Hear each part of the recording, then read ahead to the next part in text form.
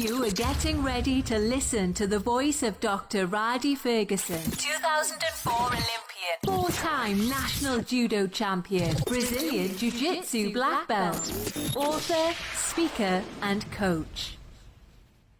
Four-time national judo champion, Brazilian jiu-jitsu black belt, author, speaker, and coach. And I want to talk to you about something today that was very important. I know that now we're in this situation where a lot of people still inside of the country cannot practice the way that they used to practicing with the pandemic. I know that there are a lot of issues that people are having now with going back to school if they have children. They have to decide if they're going to use an online option, if they're going to use a traditional brick and mortar option. I also realize that, man, it's difficult trying to kind of get your bearings on your life because your routine has been thrown off a little bit. But if possible, I'd like to give you a little bit of advice, and possibly a new routine that you can utilize, since more of the consumption of material for you and everybody, and even students, and how it's issued by teachers, is going to be more audio and visual. There was a time maybe about 20 years ago when people kind of frowned and looked differently about and felt differently about online education.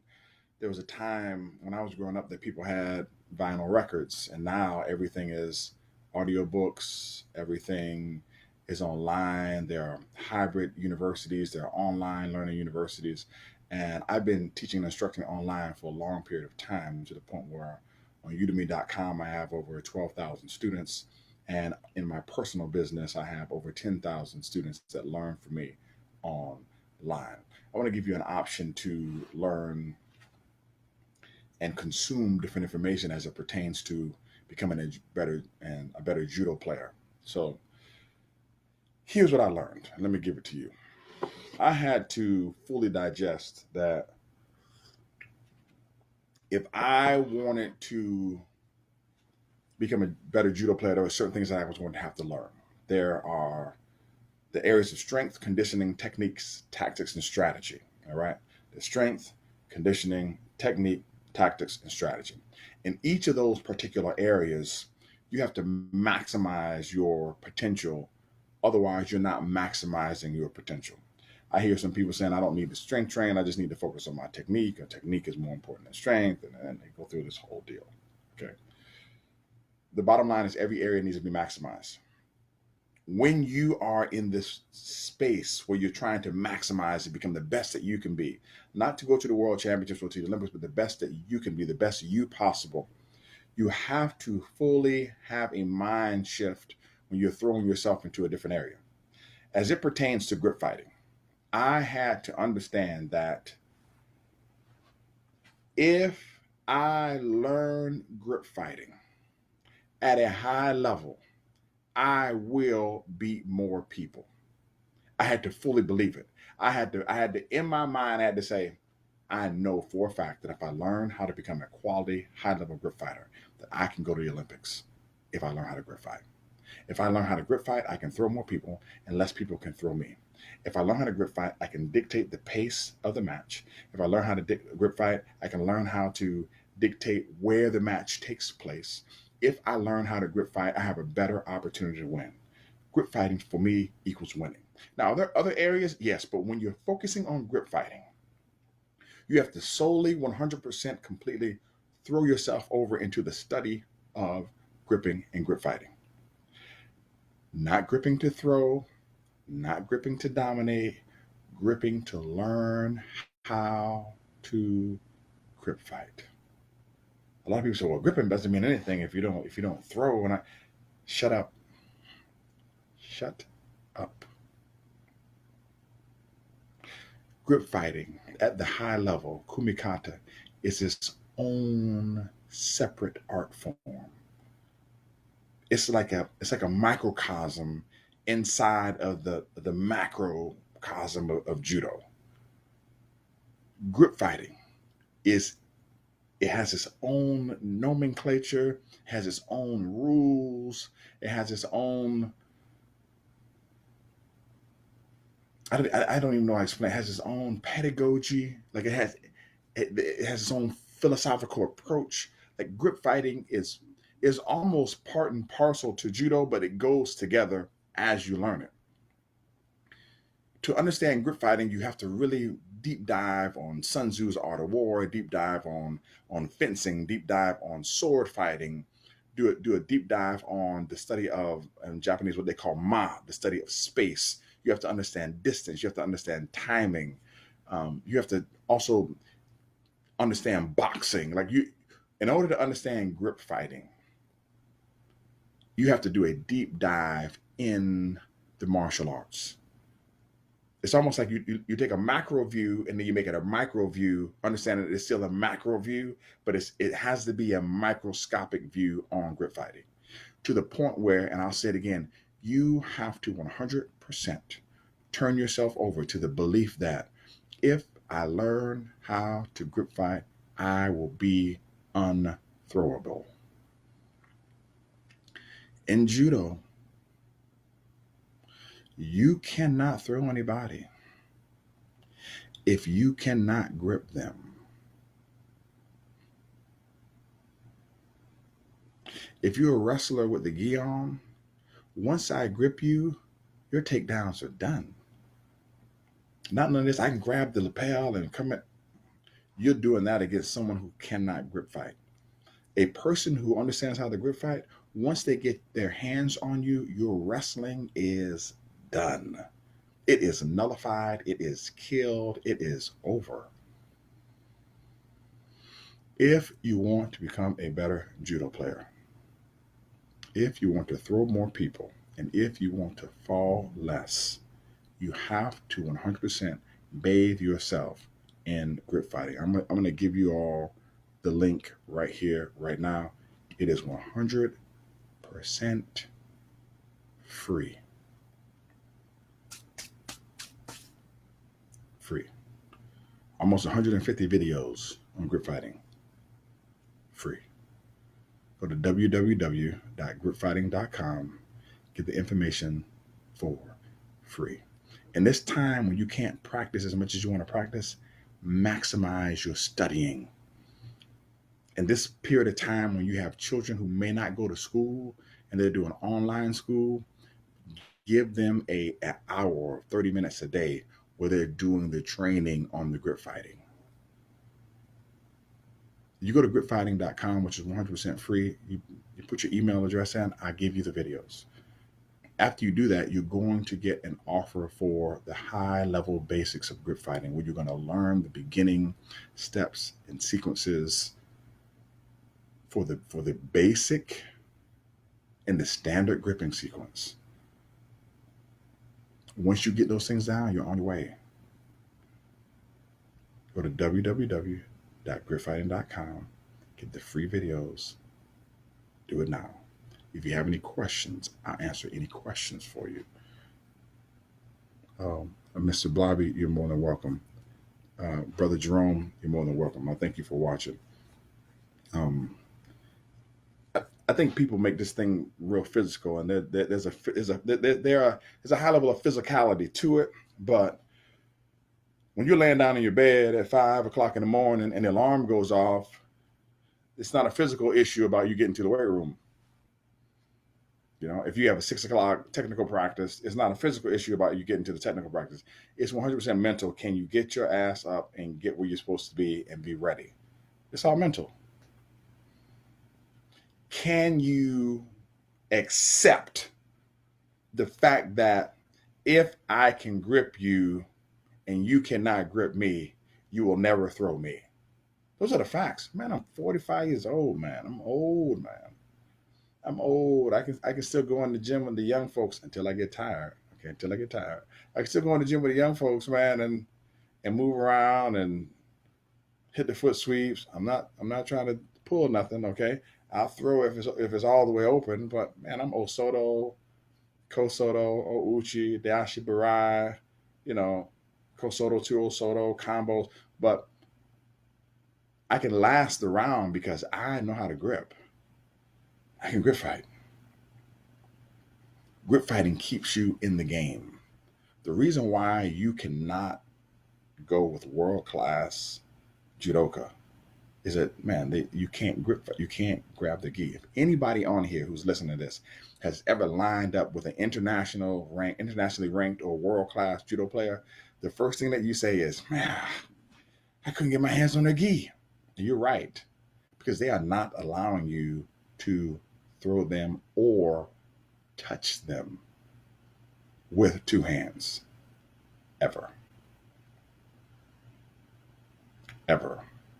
And this is the reason why we have to grip so much, and then we have to start throwing a lot, because it's like when I was playing football. Like when you're in high school, the holes are this big. When you get to college, the holes are got like this. When you get to the NFL, the holes are like that. And the opportunity for you to get in the hole, man, it shrinks. Same thing with grip fighting. The opportunity when you have two hands on the gi, man, at the world class level, it's like a microsecond.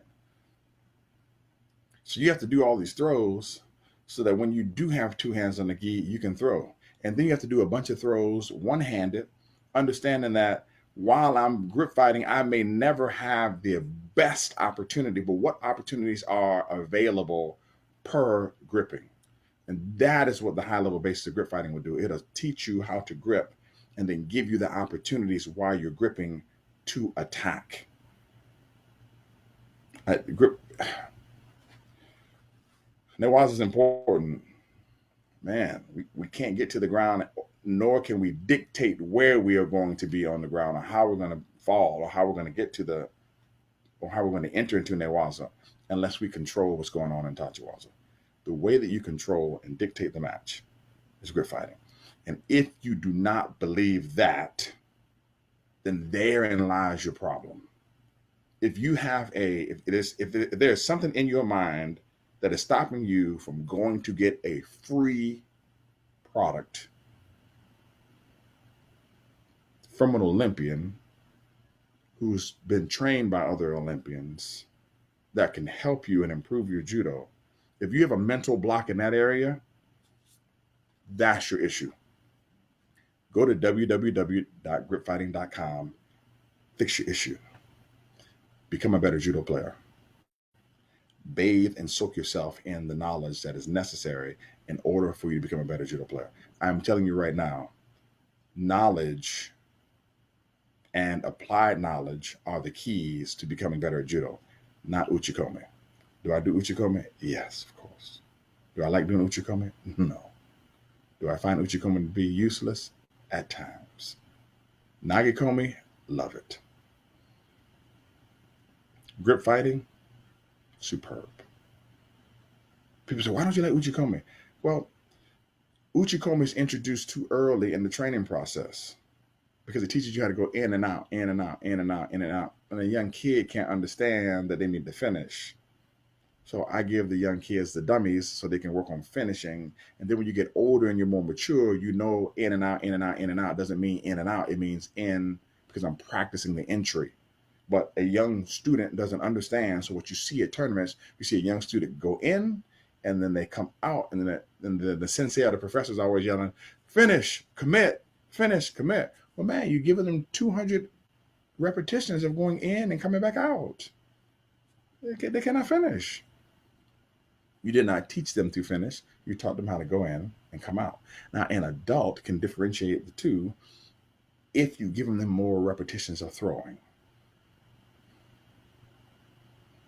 Do you understand? So it has nothing to do with the judo. It has to do with your understanding of neuromuscular adaptation, neural wiring, the laying down of myelin sheath, deliberate practice, and what trains what. That is why I'm giving you the grip fighting information, because the grip fighting information will provide you with the opportunities to throw. But if you do not bathe yourself in the correct information, and let me tell you something, I have seen a lot of information on YouTube and a lot of information on the internet, and I will tell you that there are some people out there who are incorrect. Oh my gosh, it looks so horrible and bad. And people say, oh man, great, thank you so much for the tips. Then I don't want to ever go on somebody's YouTube thread and be like, hey man, this is garbage, this is horrible, this won't work. Because the bottom line is everybody's on their own path and the information that they're giving you, it will work at a certain level. If it's two white belts, white belt and a green belt, or in jujitsu, two blue belts fighting, a blue belt and a purple belt, and man, there's some information that some of those people are giving that will work. That it don't work, but it works at the level at which you are. But it's not sustainable. It's not sustainable. If you learn it the right way, from the exemplar, there are some exemplars in the field when it comes to grip fighting. Exemplars. If you're a black belt in Brazilian Jiu-Jitsu and you're sitting on the website talking about some grip fighting stuff, I haven't seen many. There are some. I haven't seen one. Let me just say that I haven't seen one that has taught it correctly, but I'm sure there are some, because there has to be some. But you gotta be careful that you're not just teaching what works for you in an environment where there are very little quality grip fighters. Because when you line up against good grip fighters, some of the stuff that you've been using, that doesn't work anymore. I've had the opportunity to learn from some of the best grip fighters, man, on the planet. I mean, Eddie Liddy, Jimmy Pedro, I learned from. I even learned from Naganishi in Japan, from Tokai University. I learned from Yamada at San Jose State University. I had an opportunity to learn some really good grip fighters. Quality. And I studied a lot. And all that I studied, I'm trying to share with you. If you want to go to gripfighting.com, 100% free. Now, why am I sitting on here this long talking? It's because if you believe that you have something that can help somebody, then you have to try your damnedest to get it into their hands. If I can see people and I can see that they have an ailment or a sickness, or they're not well in an area, and I hold the medicine and they don't want to take the medicine, I almost have to do my damnness to force the IV needle in their arm to give them the medicine so that they can get healed, whether they know whether they know they're sick or not.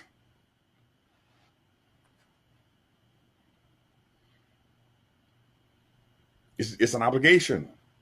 I can't take this information with me to the hole. I can't take it with me when I leave here. If I don't give it to you or give it away, nobody ever have it. Hey, what's going on, Frank? My man, Frank Valenti.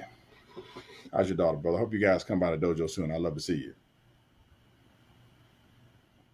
So that's all I got for today. If you've gone to gripfighting.com since I've been talking, hey man, let me know. Leave something in the comments. If you refuse to go, man, let me know that too. Leave something in the comments. Let me know why you refuse to go. You know, some people might refuse to go because I don't like you. And that's okay too. Everybody don't like me, but I love everybody because love is a commandment. You dig? So do me a solid. Do yourself a solid. Go to www.gripfighting.com. Get the free information. If you'd like to take me up on the offer afterwards, there's a humongous offer afterwards. I think it's like $17 or something to get the high-level basic grip fighting course. Absolutely fantastic. So if you've gotten the free stuff, let me know. Just signed up. What's going on, Brother Jerome? Going to check it out today and see if I can show my guys something this week. Tyrus Cox, don't check it out today. Man, if you're on your phone, just go to www.gripfighting.com right now and put your email address in. It takes 7 seconds. Just 7 seconds. Gripfighting.com, boom, put your email address in and let me give you the stuff. That's it. It'll be zapped into your inbox. There's no sense in waiting. Why would you?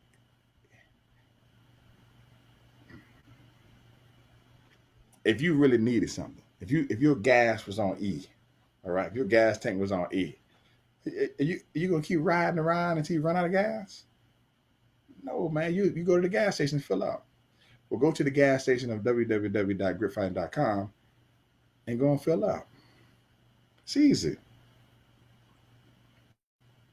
Let's not make this thing difficult. So we got Jerome said he just signed up. Has anybody else just signed up? Anyone else? I got you, Jerome. I appreciate you. Jerome said he just signed up. Anyone else? My man Bobby says, thank you for your wisdom. Hey, Bobby, listen, time plus experience equals wisdom, Bobby. You're more than welcome. All these gray hairs right here, man, they came with a little something along with the surgeries. All right. So I appreciate you, sir. I appreciate you. Brother Frank, I said hello to you already, Brother Frank, but hope I can see you soon, man. I miss you. Miss seeing you around, brother. And man, you've been around judo a long time, Brother Frank. You need to get your gi on, man. Get your gi on and get on the mat. It's time. It's time for sure. All right, so has anybody else signed up? If you signed up, let me know. I need one more before I get off of here. What we got? What we got? What we got?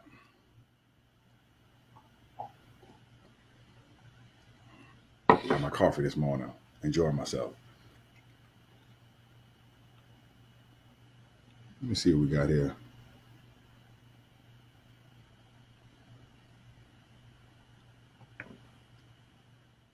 Ah, my man. Okay, my man Tyrus Cox. He said he was going to check it out today to see if he can show his guys something. And then he came back and said that he signed up. I appreciate you, sir. I appreciate you. You're all right with me. You're an honor and a scholar. All right, an honor and a scholar. Listen, I'm gonna go. I got some more stuff to do. Got some videos to shoot. Still got to do my Coffee with Rhadi podcast for the week. Man, I had another coaching call. What time is it? Got another coaching call at 1:00. Got some work to do. I appreciate you. I love you, but God loves you best. Take care and make sure you go to www.gripfighting.com. Why? Because if you learn how to grip fight, you can throw more, get thrown less, dominate your opponents, and dictate how and where the match happens and how it finishes. Take care. It's Dr. Ferguson. Have a super fantastic day, and I love you. But God loves you best.